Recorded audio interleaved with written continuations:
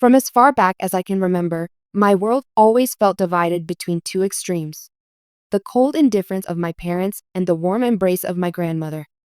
Growing up in a small suburban town in Ohio, I wasn't the kid who came home to the smell of dinner on the stove or a mom asking about my day at school. I was the kid who often found himself sitting at the kitchen table staring at my parents' empty chairs, wondering what it would be like to be the kind of child they actually wanted. My mom worked long hours as a nurse. My dad owned a small mechanic shop, and to anyone on the outside, it probably looked like a regular middle-class family. But the truth was, it never felt like family. Not to me.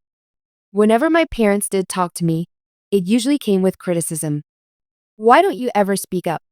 my dad would say with that disappointed frown that made my stomach sink. Or my mom, shaking her head when I brought home a test grade that wasn't perfect, would sigh, "I don't know why you can't be more like other kids." I can't remember a single "I love you" from either of them. Not once. But then there was my grandma, my safe place, my shelter, my anchor. Her name was Margaret, though I always called her Nana. She lived just a few blocks away in a modest, weathered house that smelled like lavender and cinnamon. Every Friday, no matter how busy things got, she would bake cookies just for me, chocolate chip, still warm from the oven. And every Friday, when I'd walk through her front door, she'd smile so wide it felt like the whole house lit up. "You're here, my sweet boy," she'd say, pulling me into one of those hugs that made me feel like the world outside didn't matter. At Nana's house, I wasn't the kid who disappointed people. I wasn't the mistake my parents seemed to think I was. At Nana's house, I was enough. She kept photo albums filled with pictures of me, my drawings from kindergarten pinned to the fridge, and a blanket she crocheted just for me draped over the couch. She'd sit with me for hours, listening to me talk about the books I was reading, the friends I didn't have, and the loneliness I couldn't describe. And when my voice would falter, when I tried to hide the tears I didn't want her to see, she'd hold my hand and whisper, "You are loved, more than you'll ever know." It was because of Nana that I didn't completely give up on myself. She told me stories about resilience, about how she had survived raising my mom alone after my grandfather passed away. She spoke about faith and forgiveness, but she also reminded me that it was okay to feel hurt, that I didn't have to pretend everything was fine. And still, a part of me always wondered why my parents couldn't love me the way she did. Why I was treated like an outsider in my own family. Why every birthday felt like an afterthought unless Nana was the one planning it. One memory stands out more than the rest. It was my 13th birthday. My parents had forgotten. Completely. No cake, no gift, no happy birthday. I remember sitting at the dinner table, staring at my plate of plain spaghetti while they argued quietly about bills. My chest ached, and I felt invisible, like maybe if I disappeared right then, they wouldn't even notice. But later that evening, there was a knock at the door. Nana, holding a box wrapped in shiny blue paper and a cake she'd baked herself, stood there with tears in her eyes. She had remembered, even when no one else did. Inside the box was a journal with my initials embossed on the front.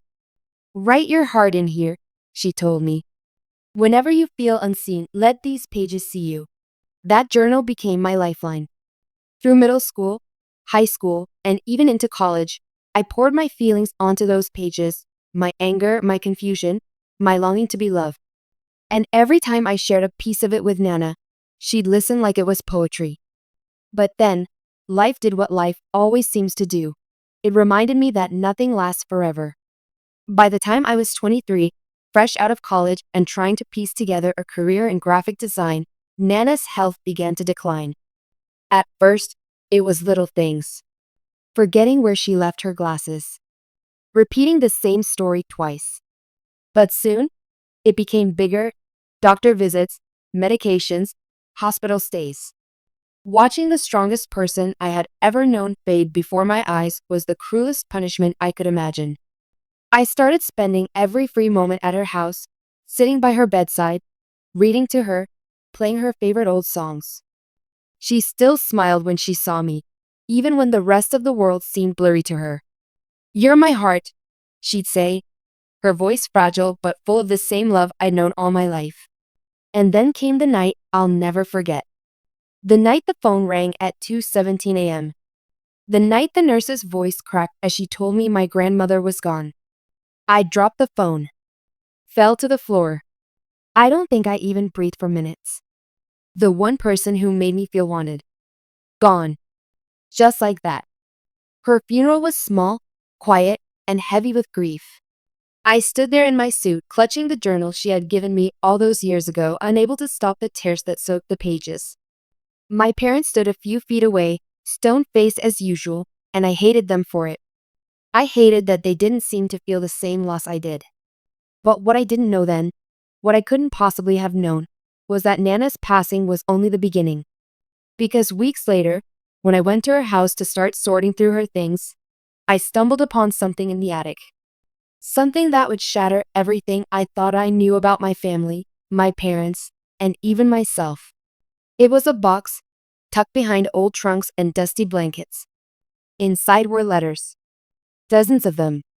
Each carefully tied with ribbon, each written in Nana's familiar handwriting. And the words inside? They would reveal a truth so dark, so painful, that my entire childhood, the rejection, the loneliness, the confusion, suddenly made sense in the most devastating way possible.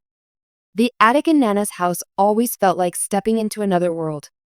Dusty beams stretched overhead, boxes stacked high with forgotten memories, and sunlight filtered through the tiny window in narrow streaks, illuminating floating particles like tiny ghosts. I had been up there before as a kid, chasing after Nana's cat or pretending the space was a castle. But this time, the air felt heavy, like the room itself was holding its breath. I had been tasked with cleaning it out, packing old clothes, deciding what to keep, what to donate. But when I found the box, tucked so carefully into the corner behind an old cedar trunk, something inside me told me it wasn't meant to be found so easily. The box was plain, wooden, with a brass latch. My fingers trembled as I unhooked it and opened the lid. Inside were stacks of envelopes, all tied with faded ribbons. Some yellowed with age, some newer, as if they had been added just a few years ago. Each one had my name written on the front in Nana's familiar script. I froze. Letters? To me. Dozens of them. My chest tightened as I lifted the first one, carefully untying the ribbon. The paper crinkled softly as I unfolded it. Her handwriting, so delicate yet steady, stared back at me. "My sweet boy," it began. Tears blurred my vision before I even read another word. "If you are reading this, it means I am no longer there to tell you these things myself. They are truths I've carried for years, truths I wanted to protect you from until the time was right. I need you to know that everything I did, every secret I kept, was because I loved you. Please don't hate me when you learn what I'm about to tell you." My breath caught. Secrets? What kind of secrets could Nana have kept from me? She was the one person I trusted completely, the only one who never lied to me. The letter continued. "Your parents, they are not who you think they are. And your place in their lives is not what it seemed. You have been asking yourself your whole life why they couldn't love you the way I did. The truth is, they were never supposed to raise you at all." I dropped the paper as if it burned my hands. The attic spun around me. Never supposed to raise me? What did that even mean? Shaking, I grabbed another envelope. This one was dated the year I was born. "The day you were born was both the happiest and hardest day of my life," it read. "Your mother wasn't ready. She was only 19, lost, and angry at the world. She told me she didn't want to keep you. Your father, well, he wasn't even sure you were his. I couldn't let you go. I couldn't let them throw you away. So I stepped in. I begged them to let me raise you, but they refused. They said you were theirs, but they never wanted you. So I did the only thing I could. I stayed by your side, every day, making sure you felt the love they could never give you." My hands shook so violently, I almost tore the page. The pieces started clicking into place in the most painful way. The cold looks from my dad. The sighs from my mom. The feeling that I was a burden they never wanted. And Nana, always swooping in to pick up the pieces, to make sure I didn't completely crumble. But as shocking as that was, I knew there was more. The stack of letters was too thick, too deliberate. Each one seemed to hold another fragment of a story she had hidden my entire life. I read another. I know you've noticed how your parents treat you differently. I tried so many times to take you in myself, to give you a real home with me, but they wouldn't allow it. They said it would make them look bad. They cared more about appearances than your happiness. But I promised myself that as long as I was alive, you would never go without love. That was my vow to you. I pressed the paper to my chest, sobbing. All those years of wondering what was wrong with me. All those nights I thought maybe I was unlovable. It wasn't me. It was them. It had always been them. But the next letter was different. Darker. There's something else you need to know, something I never told anyone. Your parents lied about why they didn't want you. It wasn't just immaturity or fear. There was a night, before you were born, when something happened that changed everything. Your father made choices that broke your mother in ways she never admitted. And when you came into this world, you weren't just a reminder of responsibility. They saw you as a reminder of pain, of betrayal, of secrets they swore never to speak of. I stopped reading. My pulse pounded in my ears. What betrayal? What choices? I felt like I was drowning. The letters weren't just explaining why my parents had been so cold. They were hinting at something darker. Something that went deeper than neglect or resentment. Something Nana had been guarding all these years to protect me. I looked at the stack of unopened letters, each one now glowing in my imagination like a ticking bomb. My entire life, I had been desperate for answers. Now they were here, in this box. And suddenly, I wasn't sure if I was ready to know the truth. But I also knew there was no going back. Because once you start uncovering secrets like these, you can't just stop. You have to keep going. No matter how much it hurts. And deep down, I knew. The darkest letter was still waiting at the bottom of that box. The box of letters sat in front of me like a living thing. I swear, in that dim attic light, it almost seemed to pulse with energy, as if the truth inside was desperate to be released after decades of silence. I sat cross-legged on the creaky wooden floor, my fingers hovering over the next envelope. My chest was tight, my throat dry, and a voice inside me whispered, "Do you really want to know?" But of course I did. I had been searching for answers my entire life. I pulled out another letter, this one sealed more carefully than the others, with wax that had cracked over time. The date on it made my breath hitch. Only 2 months after I was born. "My sweet boy," it began, just like all the others. "I fear the weight of this secret may one day crush me. Your mother was only a teenager, scared and reckless. But what happened the night you were conceived was not what she ever wanted to admit. Not to anyone, not even to herself. Your father was not faithful to her. He betrayed her trust in the cruelest way, and when she found out, she lashed out at the world. You were born into a storm of anger and broken promises." I pressed the paper against my knees, my mind spinning. Betrayal. Infidelity. Could it be true? My dad, the man who had spent my entire life barely acknowledging me, had already destroyed my mom long before I entered the picture? The letter continued. "She told me once, in a fit of tears, that every time she looked at you, she saw not a child but a punishment. She didn't want to feel that way, but she couldn't help it. That's why she left you crying in your crib more nights than I can count. That's why she could never hold you without stiffening.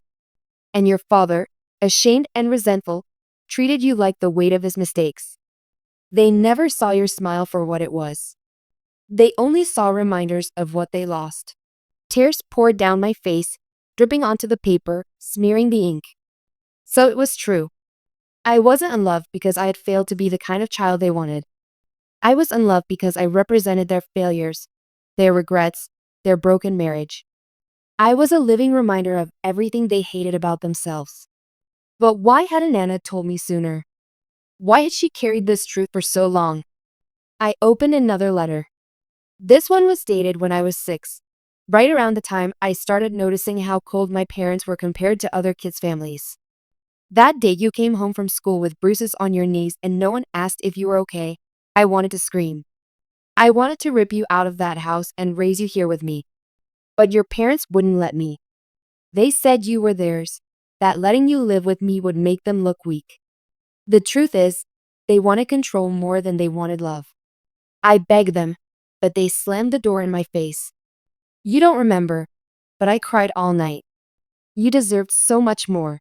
The words stabbed at me, cutting open old wounds I didn't even realize were still bleeding. All those times I thought Nana was just spoiling me with cookies and hugs. It hadn't been spoiling. It had been survival. She had been trying to fill in the cracks left by two people who should have loved me but never did. I wiped my face, my hands shaking as I reached for another envelope, one dated the year I turned 10. Your parents nearly split up that year. You may not remember the shouting, but I do.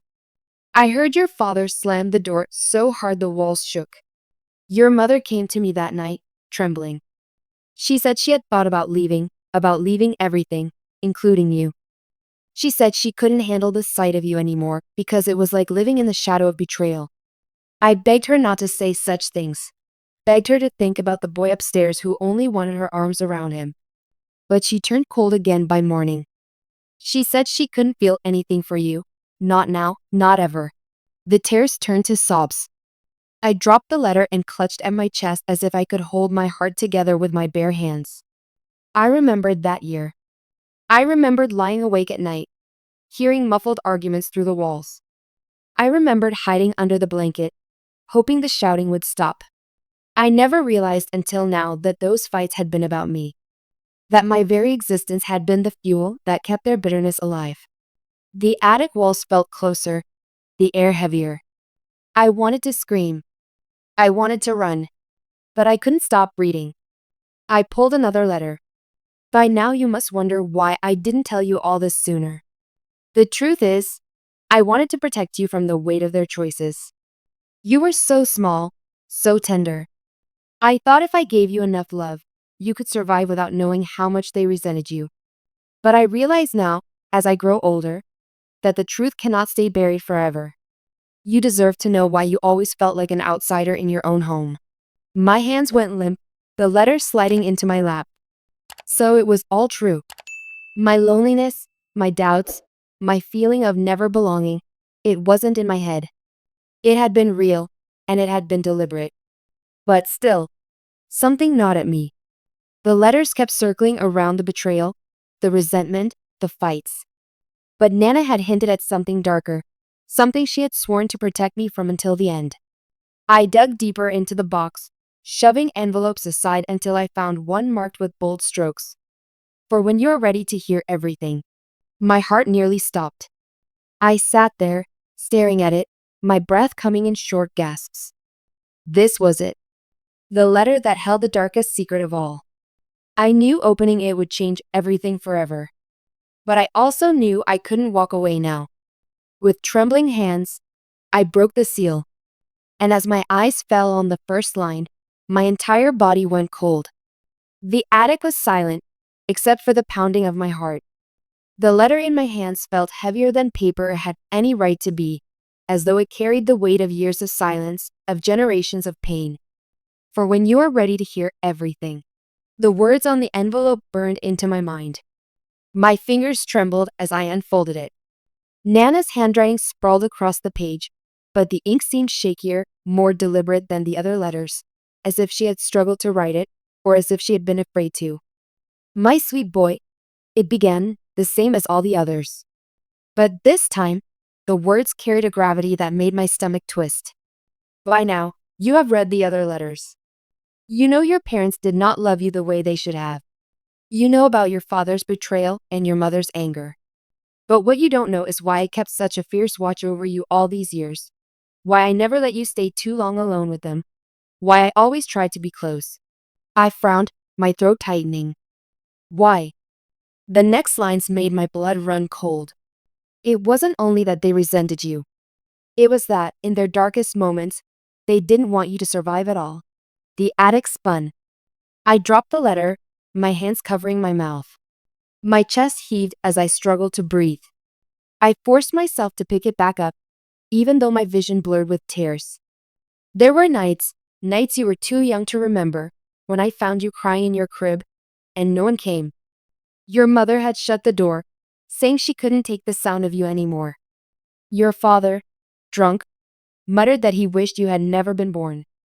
One night, when you were barely a year old, I walked in and found him holding you too tightly, his face twisted with rage. I snatched you away, and I never let you out of my sight again. The sobs ripped through me, violent, unstoppable. My own father. My own flesh and blood. He hadn't just hated me. He had. I couldn't finish the thought, but the letter went on, relentless. I never told you this because I didn't want you to grow up thinking you were unwanted by the whole world. I wanted you to believe in love, to believe you deserved it. But the truth is, your parents didn't just abandon you emotionally, they tried to abandon you completely. I made them swear, after that night, that if they could not love you, they would at least let you live. I threatened to expose them, to take you away by force. That is the only reason you were allowed to stay. That is the only reason you are here today. I curled over, the letter crushed in my fists, gasping as if I'd been punched in the chest. Every cold glance, every disappointed sigh, every time I felt invisible. It was worse than I had ever imagined. They hadn't just failed me. They had wanted me gone. And Nana, my Nana, had been the shield that stood between me and the people who were supposed to love me the most. The words blurred, but I forced myself to keep reading, my hands trembling. There's one last thing you must know. Your mother told everyone that your father left her when you were 8 because he couldn't handle the pressure of running his business. But that was a lie. He left because she gave him an ultimatum: either send you to live with strangers, or she would walk. He chose himself. He always chose himself. I told them both that if they abandoned you, I would raise you myself. That's when the real battle began. For years, they tried to keep me from interfering, but I refused. And that's why, my sweet boy, I have always been more of a mother to you than she ever was. I felt sick. My stomach churned with a rage I couldn't contain. My whole childhood, every moment I thought my parents were just tired, just stressed, just distant, it had been so much darker. The last part of the letter was written in shaky lines, as if Nana had been crying as she wrote it. I am sorry I didn't tell you sooner. I wanted to protect your heart, but I also know that secrets left too long can rot a soul. I hope that when you read this, you will not let their darkness define you. You are not their mistake. You are not their regret. You are love, pure and whole. You are the best thing that ever happened to me. And I will always be with you, even now. The paper slipped from my hands. My body shook with grief so raw, so unbearable, that I thought I might split apart right there in that attic. All those years I begged for scraps of affection. All those years I wondered what was wrong with me. It wasn't me. It was them. They had never wanted me. They had tried to erase me. And the only reason I was still alive was because of Nana. I lay there on the wooden floor, clutching the letter to my chest, sobbing until my throat was raw. I thought about all the times I had sat in that very house, laughing with her, feeling safe in her arms. And now I realized the truth. She hadn't just loved me. She had saved me. But she was gone. And all I had left was this box of letters and the unbearable weight of a truth that had the power to destroy everything I thought I knew about family. When I finally staggered to my feet, the sun had set outside, leaving the attic bathed in shadows. I stuffed the letters back into the box, clutching it like it was the only thing keeping me upright. Because in a way, it was. But deep inside, a fire had been lit. I couldn't go on pretending anymore. I couldn't keep living under the shadow of lies and silence. It was time to confront them. It was time to make my parents face the truth. The drive to my parents' house felt like a blur, as if the world outside the windshield had melted into meaningless streaks of color. The box of letters sat in the passenger seat, heavy with truths that refused to let me breathe. My knuckles were white on the steering wheel, and every mile closer made my stomach twist tighter. I hadn't planned what I would say. I just knew I couldn't carry this alone anymore. For 23 years, I had been the silent child, the forgotten one, the invisible presence in their home. But not anymore. When I pulled into the driveway of their neat suburban house, I sat there for a long moment, staring at the front door. How many times had I walked through that door feeling small? How many times had I sat at that kitchen table, desperate for a crumb of love? Not this time. I grabbed the box and marched up the steps. My legs trembled, but I didn't stop. My hand shook as I rang the bell. My mother answered. She looked older than I remembered, her hair streaked with gray, her eyes tired. She froze when she saw me holding the box. "What are you doing here?" she asked flatly. Before I could answer, my father appeared behind her, wiping grease from his hands with a rag. His face tightened when his eyes landed on me. "We weren't expecting you." "Yeah," I said, my voice low, shaking. "I bet you weren't." I pushed past them into the house, my heart hammering. They stared at me in stunned silence as I dropped the box on the coffee table with a loud thud. Letters spilled out, fanning across the surface. "I found these," I said, my voice breaking. "In Nana's attic." "Do you want to explain why she had to be the one to tell me the truth about everything?" My mother's face went pale. My father's jaw clenched. "What truth?" my mom said sharply, but her voice wavered. I grabbed one of the letters, my hands shaking as I read aloud. "There were nights you were too young to remember, when I found you crying in your crib, and no one came. Your mother had shut the door, saying she couldn't take the sound of you anymore. Your father, drunk, muttered that he wished you had never been born." My voice cracked, and I slammed the letter onto the table. "She wrote that. Do you want to tell me she was lying?" Silence. The kind of silence that suffocates. Finally, my dad muttered, "She shouldn't have told you that." My chest burned. She shouldn't have told me the truth? Or you just didn't want me to find out what kind of parents you really were? My mom's lips trembled, but she didn't say anything. Her eyes darted to the letters as if they were bombs about to explode. I pressed on, my voice rising. "Do you know what it's like to grow up thinking you're unlovable? Do you know what it's like to sit at your birthday dinner with an empty plate while your parents don't even remember what day it is? Do you know what it feels like to beg for attention from people who look right through you?" My dad looked away. My mom's face crumpled, but she still didn't speak. "All these years," I choked out, "I thought it was my fault. I thought I wasn't good enough. I thought if I just tried harder, maybe you'd love me. But it wasn't me. It was you. It was always you." The words spilled out like venom, years of silence breaking open all at once. "I know about the betrayal," I spat, turning to my dad. "I know you cheated before I was even born. I know you broke her, and that's why she couldn't look at me without seeing your mistakes. And I know you both hated me for being here at all." My father's face twisted, anger flashing in his eyes. "You don't know what it was like back then. Don't," I shouted, my voice shaking the room. "Don't you dare try to justify it. You were supposed to be my parents. You were supposed to love me. Instead, you resented me. You tried to get rid of me. If it weren't for Nana, I wouldn't even be alive right now." My mom finally broke. She sank into the couch, sobbing into her hands. Her voice came out muffled. "I was so young. I didn't know what to do. Every time I looked at you, I saw everything I lost." I stared at her, my heart aching with rage and sorrow all tangled together. "You lost nothing," I whispered. "I was the one who lost everything. I lost a mother. I lost a father. I lost a family I never had." My dad still stood, rigid, arms crossed. His eyes were hard, his jaw tight. He couldn't even say he was sorry. And in that moment, I realized I wasn't here to get an apology. I wasn't here to make them change. I was here to finally let go. I took a shaky breath, wiping my tears with the back of my hand. "You don't get to define me anymore. You don't get to make me feel unwanted. Nana loved me enough for both of you, and that's what I'm holding on to. Not this. Not you." I gathered the letters back into the box, clutching them to my chest.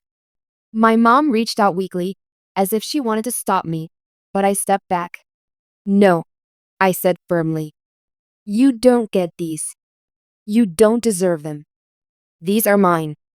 These are proof that I was loved, even if not by you. The silence that followed was thick and suffocating, but I didn't care anymore. For the first time in my life, I wasn't shrinking in this house. I wasn't begging for crumbs. I turned to the door, my legs heavy but steady. At the doorway, I paused and looked back one last time. My mom was still sobbing into her hands. My dad stood frozen, his eyes locked on me, unreadable. This was your choice, I said softly. You chose pride over love. You chose silence over truth.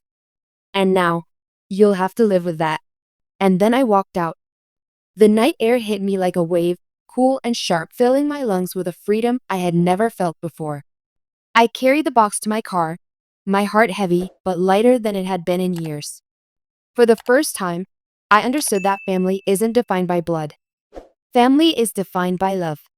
And even though I had been abandoned by the two people who should have loved me most, I had been saved by one woman who loved me enough to fight for me every single day. I drove away from that house with tears in my eyes and a fire in my heart. Nana was gone, but her love lived on in those letters, in my memories, in me. And no matter how broken my past had been, I knew this. I wasn't a mistake. I wasn't unwanted. I was loved. And that truth was mine to carry forever.